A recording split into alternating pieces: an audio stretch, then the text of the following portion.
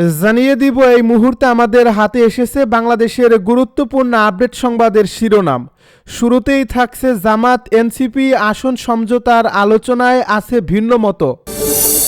এবারে জানিয়ে দিব হাদি হত্যার বিচারের দাবিতে শাহবাগ অবরোধ। আরও জানাবো আসিফ মাহমুদের ফেসবুক পেজ রিমুভ করল মেটা। এদিকে হাদি হত্যার বিচার না হওয়া পর্যন্ত শাহবাগ ছাড়ব না বলছে আসাদুজ্জামান আসাদ। আরও থাকছে তারেক রহমানের নেতৃত্বে বাংলাদেশ গণতান্ত্রিক রাষ্ট্রে পরিণত হবে বলছে বিএনপি নেতা ফখরুল। সব শেষে জানিয়ে দিব ছাত্র শিবিরের নতুন সভাপতি নুরুল ইসলাম সাদ্দাম। এতক্ষণ শুনছিলেন হাতে থাকা আপডেট সংবাদের শিরোনাম, এবারে বিস্তারিত। তবে তার আগে অনুরোধ রইল ভিডিওটিতে একটি লাইক এবং কমেন্ট করে জানিয়ে দিন ভিডিও সম্পর্কে আপনার মূল্যবান মতামত। আরও জানিয়ে দিন ভিডিওটি কোথা থেকে দেখছেন বা কোন জেলা থেকে দেখছেন। জামাত এনসিপির আসন সমঝোতার আলোচনায় আছে ভিন্ন মত। ত্রয়োদশ জাতীয় সংসদ নির্বাচনে জামায়াতে ইসলামীর সঙ্গে জাতীয় নাগরিক পার্টির আসন সমঝোতা নিয়ে আলোচনা চলছে। বিষয়টি নিয়ে দলের অনেকের স্মৃতিতে থাকলেও একটি অংশের ভিন্ন মত আছে। জামায়াতের সঙ্গে এনসিপির সমঝোতা হবে কিনা তা 2-1 দিনের মধ্যেই পরিষ্কার হবে। এর আগে বিএনপির সঙ্গে এনসিপির আসন সমঝোতার বিষয়টি আলোচনা এসেছিল, তবে শেষ পর্যন্ত দুপক্ষের বোঝাপড়া হয়নি।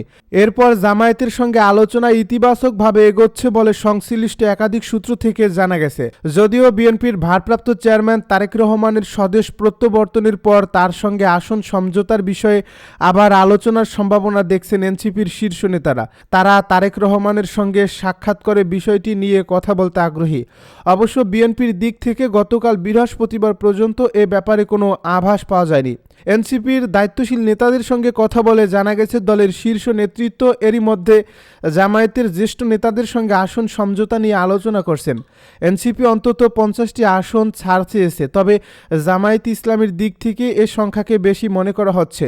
যদিও জামায়াতের দিক থেকে এখনও এ বিষয়ে চূড়ান্ত কিছু বলা হয়নি। এ নিয়ে 2-1 দিনের মধ্যে জামায়াত ও এনসিপির শীর্ষ পর্যায়ের নেতাদের আবারও আলোচনা হবে বলে জানা গেছে। জামায়াতের সঙ্গে সমঝোতায় যাওয়ার ব্যাপারে এনসিপির একটি অংশের সমর্থন আছে, তবে আরেকটি অংশের আছে ঘোর আপত্তি। জামায়াতের সঙ্গে সমঝোতার আলোচনা সামনে আসার পর দলটির একাংশের মধ্যে প্রতিক্রিয়া হয়েছে। গতকাল এনসিপি থেকে পদত্যাগ করেছেন জামাত বিরোধী অংশের নেতা হিসেবে পরিচিত মীর আরশাদুল হক। তিনি এনসিপির যুগ্ম সদস্য সচিব ও চট্টগ্রাম মহানগর কমিটির প্রধান সমন্বয়কারী ছিলেন। এদিকে এনসিপি জামায়াতে ইসলামীর সঙ্গে নির্বাচনী আসন সমঝোতায় যাচ্ছে বলে দাবি করছেন জুলাই গণ অভ্যুত্থানের সম্মুখ সারির অন্যতম নেতা বৈষম্য বিরোধী ছাত্র আন্দোলনের সাবেক সমন্বয়ক আব্দুল কাদের। তিনি বলেন, জামায়াতের কাছে এনসিপির 50টি আসন চেয়েছিল, দর কষাকষি পর 30টি আসন রফা হয়েছে। হাদি হত্যার বিচারের দাবিতে শাহবাগ অবরোধ। ইনকিলাব মঞ্চের আহ্বায়ক ও শহীদ শরীফ ওসমান হাদি হত্যার বিচারের দাবিতে শাহবাগ অবরোধ করেছে ইনকিলাব মঞ্চ। এতে ইনকিলাব মঞ্চের নেতাকর্মীদের পাশাপাশি সাধারণ শিক্ষার্থী জনতাও যোগ দেয়। শুক্রবার জুমার নামাজের পর ইনকিলাব মঞ্চের নেতাকর্মী সহ সাধারণ শিক্ষার্থী জনতা ঢাকা বিশ্ববিদ্যালয় কেন্দ্রীয় মসজিদ থেকে বিক্ষোভ মিছিল নিয়ে শাহবাগে এসে অবস্থান নেয়। এ সময় তারা যান চলাচল বন্ধ করে দেয়। এর আগে শুক্রবার সকালে ইনকিলাব মঞ্চের ভেরিফাইড ফেসবুক পেজ থেকে শহীদ ওসমান হাদির রুহের মাগফিরাত কামনা ও খুনিদের বিচারের দাবিতে বাদ জুমা দেশব্যাপী দোয়া মোনাজাত ও বিক্ষোভের মিছিলের আহ্বান জানানো হয়। সর্বশেষ দুপুরের দিকে শাহবাগে অবস্থান নেন ইনকিলাব মঞ্চের নেতাকর্মীরা। এ সময় তারা নারায়ে তাকবীর, আল্লাহ আকবার, দিল্লি না ঢাকা, ঢাকা ঢাকা, এক হাদি লোকান্তরে, লক্ষ হাদি লড়াই করে, লীগ ধর, জেলে ভর বিভিন্ন স্লোগান দেন। অবরোধ চলাকালীন ইনকিলাব মঞ্চের সদস্য সচিব আবদুল্লাহ আল জাবের ঘোষণা দেন, হাদি হত্যার বিচার না হওয়া পর্যন্ত শাহবাগ অবরোধ থাকবে। প্রয়োজনে শাহবাগ চত্বরে রাত্রি যাপনের কথাও জানিয়েছেন তিনি। গত 12 ডিসেম্বর নির্বাচনী প্রচারণা শেষে রিকশায় ফেরার পথে গুলিবিদ্ধ হন ওসমান হাদি। আসিফ মাহমুদের ফেসবুক পেজ রিমুভ করল মেটা। অন্তর্বর্তী সরকারের সাবেক উপদেষ্টা আসিফ মাহমুদ সজীব ভুঁইয়ার অফিসিয়াল ফেসবুক পেজটি অপসারণ করা হয়েছে। 30 লক্ষাধিক ফলোয়ার সমৃদ্ধ পেজটি সম্প্রতি মেটা কর্তৃপক্ষ রিমুভ করে দেয়। জানা গেছে, ইনকিলাব মঞ্চের মুখপাত্র শরীফ ওসমান হাদিকে নিয়ে দেওয়া পোস্টে রিপোর্ট করে আসিফ মাহমুদের অফিসিয়াল ফেসবুক পেজ রিমুভ করে দেওয়া হয়েছে। শুক্রবার নিজের ফেসবুক প্রোফাইলে দেওয়া এক পোস্টে তিনি এ তথ্য জানান।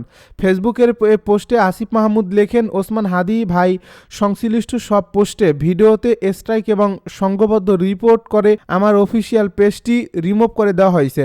তিনি আরও লেখেন, বিভিন্ন টেলিগ্রাম গ্রুপের লিঙ্ক দিয়ে সংঘবদ্ধ রিপোর্ট করা হয়েছে। হাদি ভাইকে নিয়ে দেওয়া 3টি ভিডিওতে স্ট্রাইক করা হয়েছে। হাদি হত্যার বিচার না হওয়া পর্যন্ত শাহবাগ ছাড়ব না বলছে আসাদুজ্জামান আসাদ। ইনকিলাব মঞ্চের মুখপাত্র ও জুলাই গণ অভ্যুত্থানের অন্যতম নেতা ওসমান হাদি হত্যার বিচার না হওয়া পর্যন্ত শাহবাগ মোড় অবরোধ করে অবস্থান চালিয়ে যাওয়ার ঘোষণা দিয়েছেন ইনকিলাব মঞ্চের অন্যতম সংগঠক আসাদুজ্জামান আসাদ। তিনি বলেছেন, আমাদের এই অবস্থান এবং আন্দোলন কোনো অর্থ বা সুযোগ সুবিধার জন্য নয়, বরং এটি শহীদদের রক্তের ইনসাফ কায়েমের লড়াই।